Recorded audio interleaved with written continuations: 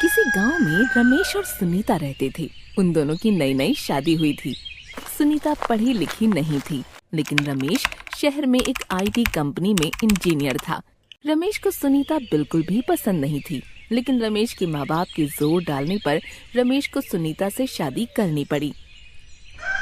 शादी की छुट्टियां खत्म होने के बाद रमेश को वापस ऑफिस जाना था, लेकिन सुनीता की ऐसी हालत देखकर वो मन में सोचता है कि अगर इसे शहर लेकर गया तो मेरे ऑफिस के दोस्त सुनीता से मिलने के लिए बोलेंगे, लेकिन ऐसी गंवार लड़की को मैं अपने दोस्तों से नहीं मिलवा सकता हूँ। और रमेश घर में कोई बहाना बनाकर सुनीता को गांव में ही छोड़कर वापस शहर चला जाता है। सुनीता को अकेले छोड़कर रमेश को जाता देख सुनीता बहुत रोती है। तब रमेश सुनीता से झूठ कहता है। सुनीता, मैं तुमको लेकर शहर नहीं जा सकता हूँ, क्योंकि शहर में मेरे अकेले रहने के लिए जगह नहीं है। फिर मैं तुमको वहाँ कैसे रखूंगा?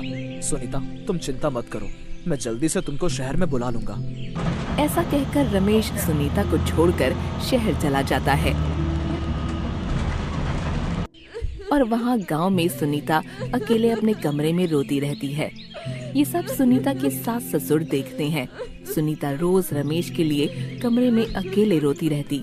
फिर सुनीता का ससुर उसे शहर में रमेश के पास ले जाता है। बस में बैठकर सुनीता बहुत उत्साह से शहर के रहन सहन को देखती है। रात को जब रमेश ऑफिस से वापस घर आता है तो सुनीता को देखकर वो हैरान हो जाता है। फिर रमेश से उसका बाप बोलता है। तू तो बहू को गांव में छोड़कर यहाँ आ गया था। वहाँ अकेले इसका तेरे बिन रो रो कर बुरा हाल था, इसलिए तेरी माँ और मैंने इसे यहाँ तेरे पास लाने का फैसला लिया। अब तुम दोनों यहाँ आराम से रहो। ऐसा कहकर उसका बाप सुनीता को रमेश के पास छोड़कर वापस गांव चला जाता है।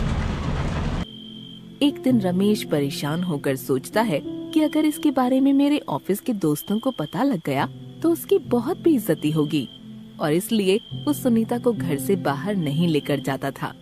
एक दिन रात को काम पर से आने के बाद सुनीता बाहर जाने की जिद करती है। सुनिए जी, आप मुझे कभी बाहर नहीं लेकर जाते हैं, आज आप मुझे बाहर खाना खिलाने के लिए लेकर जाइए ना। सुनीता के बहुत कहने पर रमेश सुनीता को बाहर खाना खाने के लिए लेकर जाने को तैयार हो जाता है। अच्छा ठीक है, जाओ जल्दी से तैयार होकर आओ, फिर हम बाहर खाना खाने जाएंगे। और हाँ, सही से तैयार होकर आना। सुनीता तैयार हो जाती है और बिल्कुल गांव की तरह तैयार होकर आती है। चलिए जी, मैं तैयार हूँ। तुम ऐसे बाहर जाओगी मेरे साथ? हाल देखा तुमने अपना, कैसी लग रही हो? हम कहीं नहीं जा रहे, जाओ जाओ अपने कमरे में। आप मुझे लेकर जा रहे हो या मैं अभी बाबूजी को फोन करूं? रमेश अपने माँ बाप की बहुत इज्जत करता था और उनकी हर बात को मानता था, इसलिए सुनीता रमेश को उसके बाप को फोन करने के लिए कहती है। अच्छा ठीक है, चलो तुम ऐसे ही, लेकिन एक बात सुन लो, तुम बाहर जाकर मेरी बेइज्जती मत करवाना। ऐसा कहकर रमेश सुनीता को बाहर खाने पर ले जाता है। होटल पहुंचते ही सुनीता अजीब हरकतें करने लगती है, क्योंकि उसने ऐसी जगह कभी नहीं देखी थी। वो सब चीजों को देखकर बहुत हैरान होती है। होटल में बैठे सभी लोग उसे देखने लगते हैं और ये देखकर रमेश को बेइज्जती सी महसूस होती है। फिर वो सुनीता को गुस्से से कहता है।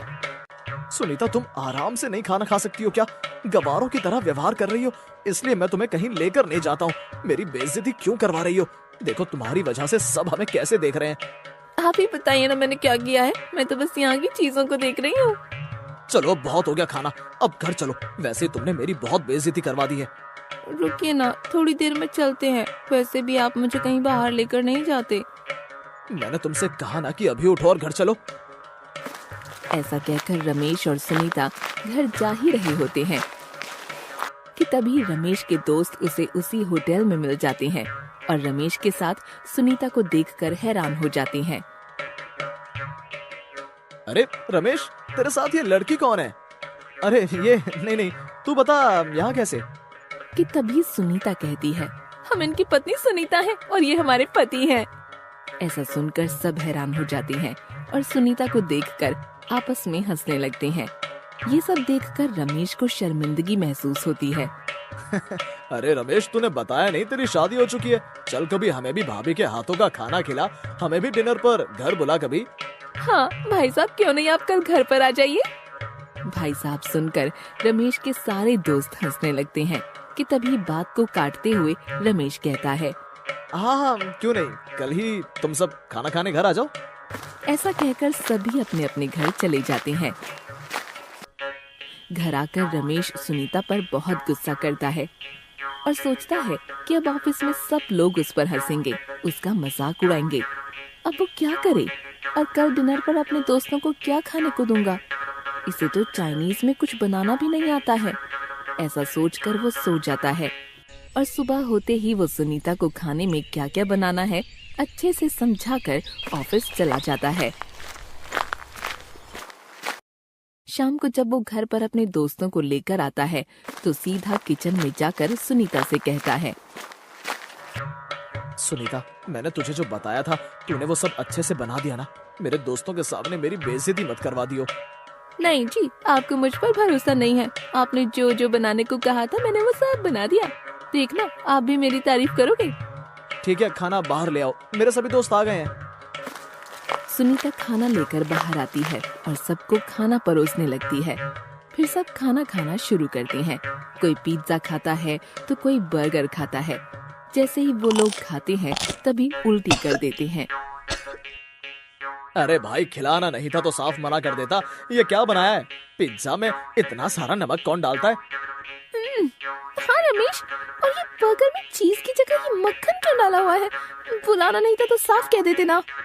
ऐसा कहकर वो सब खाना छोड़कर गुस्से में वहाँ से चले जाते हैं। सुनीता, ये क्या किया तूने?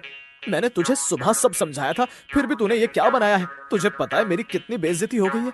सिर्फ तेरी वजह से मैं किसी को भी मुंह दिखाने लायक नहीं बचा।